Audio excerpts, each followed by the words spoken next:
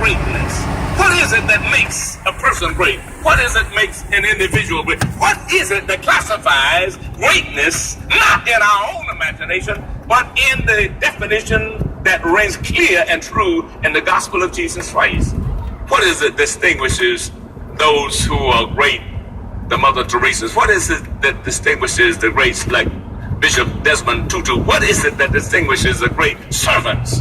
The ones who are hailed as being great and high in responsibility and the sight of God, and definitely, therefore, in the world. Let's take a look at Matthew chapter 23 and verse 11. Jesus gives in that passage a clear standard as to who should be known as great among you. The standards that he put together, not our standards, but his standards. Listen to what he says. He said, but he that is greatest among you shall be your servant. Not your president, but your servant. Not your governor, but your servant. Not the emperor, but your servant. Not the head of the corporation, but your servant. Not the chief of the bank, but your servant. Not the president of the university, but your servant. Not the pastor of the church, but your servant is the greatest among you. So that's why preachers have to undergo in their ordination, one of the ordination, and the first of them, which is the deacon's ordination or diaconia, which calls them in a servant. They may go on to become the leading a head bishop in the church, but they still are a servant. Anytime you raise yourself higher than the level of a servant in the communion and the fellowship and the faith of God, you've raised yourself out of compliance with the will of God. Jesus said, the greatest among you shall be your servant. Those who go out of their way to do something good for you. Those who don't think it's put upon themselves to reach down and assist you in your brokenness. The one who will stop and give ride to somebody who's misfortunate and stranded on their way, along their way.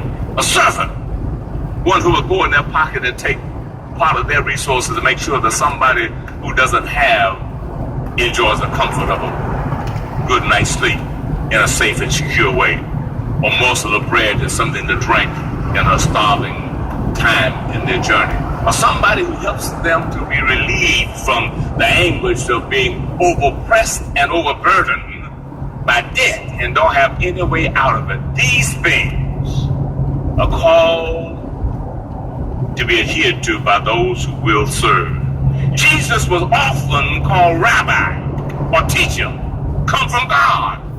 People would follow him to great extents and cling to every word that he says simply because he was a son of God. He spoke the message of God for forgiveness and for salvation. The 12 chosen disciples of Jesus felt that they had an inroad to the kingdom. They felt privileged because Jesus had selected them to be a part of his ministry. They felt so confident in their role and in their alignment with Jesus. They felt so confident about being in the kingdom of God that the mother of two of Jesus' disciples, the mother of James and John, the sons of Zebedee, she came to Jesus and asked Jesus a question.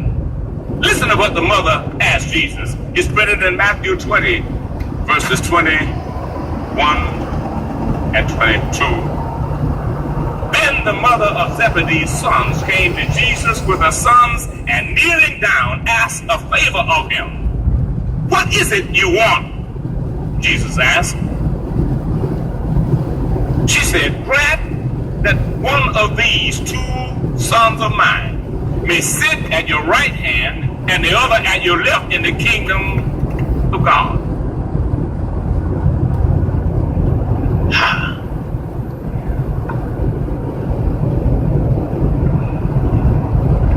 Doesn't matter about the other 10. I'm not concerned about them. I'm concerned about my boys. Does not matter what you do with Peter.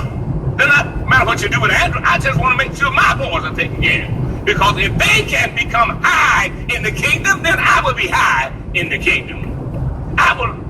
So many of us try and live our lives through our children.